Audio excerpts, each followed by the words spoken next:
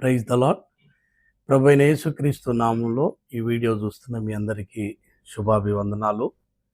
ప్రభునందు ప్రియులరా, ఈ వీడియో రూపముగా ఈ మధ్యలోనికి రావడానికి గల కారణం మరి మధ్యకాలంలో క్రైస్తవుల మీద, క్రైస్తవ సేవకుల మీద రకరకాల వ్యతిరేకతలు, క్రైస్తవుల మీద, క్రైస్తవ సేవకుల మీద దాడులు జరుగుతూ ఉన్నాయి. దేవుని కృప ద్వారా, కూటమి ప్రభుత్వం ద్వారా మరి ఆంధ్ర రాష్ట్రం అంతా కూడా చక్కని పరిపాలన అందిస్తున్నటువంటి నాయకులు మరి చంద్రబాబు నాయుడు గారు, అలాగనే పవన్ కళ్యాణ్ గారు, మరి వారి యొక్క ఆధ్వర్యంలో జరుగుతున్నటువంటి పరిపాలన అందరికీ కూడా చాలా క్షేమంగా ఉంటుంది. అయితే మరి క్రైస్తవులను మరి ప్రత్యేకంగా కొంతమంది సమూహము వారి ప్రలోభాల కొరకై దాడులు చేస్తూ ఉన్నారు. గడిచిన దినాల్లో ఉండి నియోజకవర్గంలో మరి క్రైస్తవ చర్చిలను కొన్నిటిని ధ్వంసం చేయడం జరిగింది.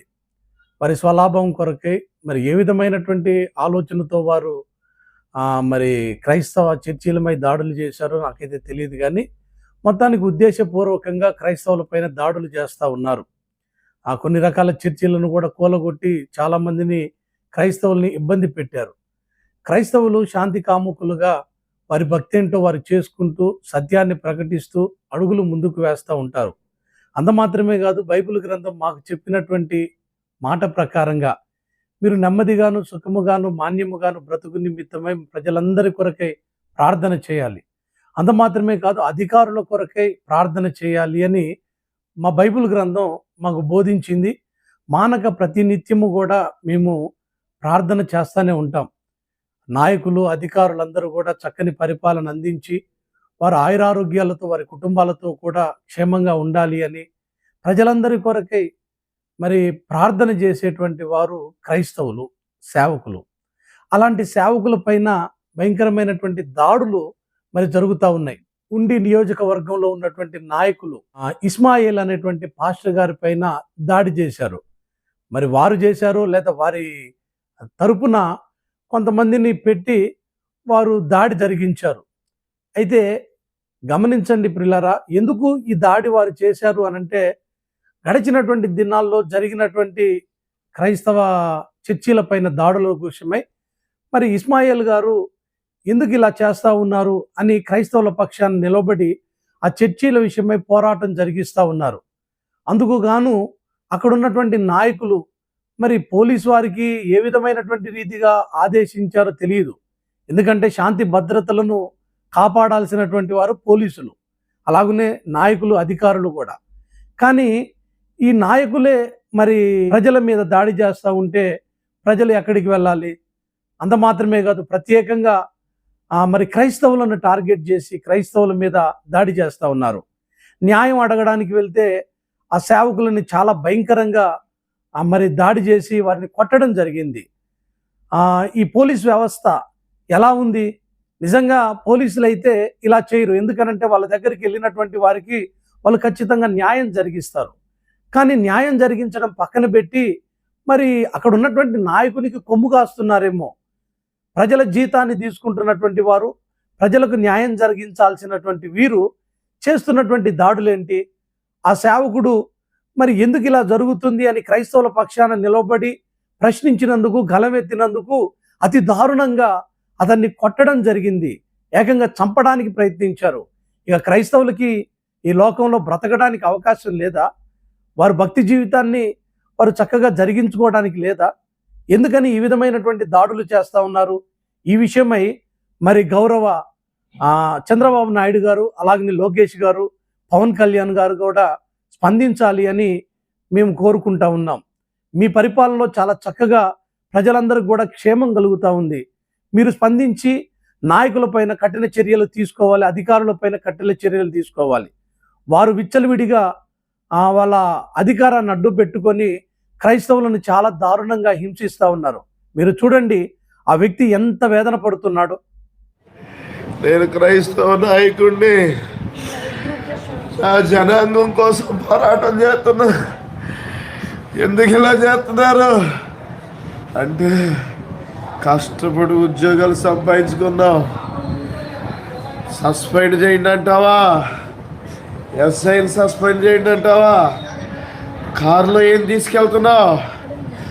నీ సంగతి చూస్తానని చెప్పి బెదిరించి పోలీస్ ఎస్కాడ్తో పోలీస్ స్టేషన్లో ఏం జరిగిందో అక్కడ ఉన్న సీసీ కెమెరాల్లో రికార్డ్ అయి ఉంటాయి. అమ్మా, నన్ను చంపేద్దాం అనుకున్నారు. పోలీసు వారు ఎమ్మెల్యేకి తొత్తుగా పనిచేస్తున్నారు. ఎమ్మెల్యే ఎవరిని బతుకునిచ్చలేగలేడు. నన్ను కూడా చంపేయడానికి పోలీసు వారిని వాడుకున్నాడు. కారులో నన్ను ఒంటరి వాడిని చేసి సీట్లో వేసి ఊపిరాడకుండా చేసేసారు. చంపేస్తారు. నన్ను కాపాడండి.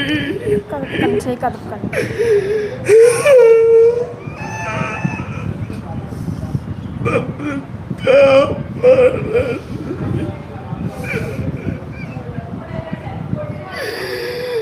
నన్ను చంపేయడానికి ప్లాన్ చేశారు. కాపాడండి. చూశారు కదా, ఇంత దుశ్చర్య, ఇంత భయంకరంగా దాడి చేయడం న్యాయమేనా, సబబేనా? దీని గురించి మీరందరూ కూడా స్పందించాలి. క్రైస్తవ్యం కూడా దీని విషయమై జాగ్రత్త కలిగి ఉండాలి. ఇక ఈ విధమైనటువంటి దాడులు మన మీద జరిగిస్తూ ఉంటే మనము చేతులు ముడుచుకొని ఉండడం ఎంతవరకు సబబు? కాబట్టి యావత్తు క్రైస్తవ్యం అంతా కూడా దీని విషయమై గలమెత్తి న్యాయ పోరాటం జరిగించాలని మీ అందరినీ కోరుతా ఉన్నాను. ప్రతి సేవకుడు కూడా మన తోటి సహదాసుడు, మన తోటి జత పనివాడు ఈ విధమైనటువంటి రీతిగా ప్రమాదానికి గురైనప్పుడు మనందరం కూడా ఏకతాటి మీదికి వచ్చి ఖచ్చితంగా ప్రశ్నించాలి. అధికారులు స్పందించి ఆ పోలీసులు ఎవరైతే ఉన్నారో వారు నిజమైన పోలీసులో లేకపోతే డూప్లికేట్ పోలీసులో తెలియదు, ఒక నాయకుడికి కొమ్ము కాస్తూ అవతల వ్యక్తులని అతి కిరాతకంగా దారుణంగా కొట్టడానికి అధికారం ఎవరు ఇచ్చారు? అధికారాన్ని వాళ్ళకి ఇచ్చినటువంటి వ్యక్తులు ఎవరు? దాన్ని ఖచ్చితంగా వెలికి తీయాలి. దీని విషయమై ఖచ్చితంగా స్పందించాలి అని మేము కోరుతా ఉన్నాం. ప్రియులారా, యావత్ క్రైస్తవ్యం అంతా కూడా దయచేసి గమనించండి. క్రైస్తవులకు గడ్డు కాలం వచ్చింది.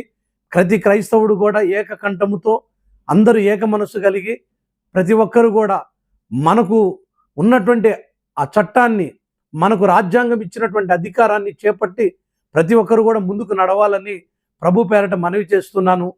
ఈరోజు ఎక్కడో ఉండి నియోజకవర్గంలో సేవకుడికి జరగడమే కాదు, రేపు మనమున్నటువంటి ప్రాంతాల్లో కూడా మన విషయంలో కూడా ఇలాంటివి జరగవని మరి సందేహం లేదు. ఖచ్చితంగా ప్రతి ఒక్కరు ఎదుర్కోవాలి. కాబట్టి ముందు చర్యగా ప్రతి ఒక్కరు కూడా జాగ్రత్త కలిగి ఉండాలని ప్రభు పేరట మనవి చేస్తున్నా. ఆ సేవకుడు జరిగినటువంటి అన్యాయం, ఆ సేవకుడి మీద జరిగినటువంటి హత్యా ప్రయత్నం, అది ఎవరైతే చేశారో వారి కఠిన చర్యలు తీసుకోవాలని ప్రభు పేరట అధికారులను మేము కోరుతున్నాం. అందరికీ ప్రేమ వందనాలు. ఎమ్మెల్యే చంపేస్తాడు. క్రైస్తవ సమాజమా, దళిత నాయకులారా, నన్ను కూడా చంపేయడానికి పోలీసు వారిని వాడుకున్నాడు. కారులో నన్ను ఒంటరి వాడిని చేసి సీట్లో వేసి ఊపిరాడకుండా చేసేసారు. చంపేస్తారు. నన్ను కాపాడండి.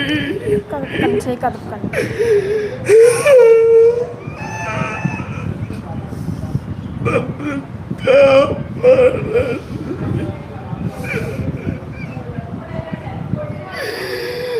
నన్ను చంపేయడానికి ప్లాన్ చేశారు. కాపాడండి.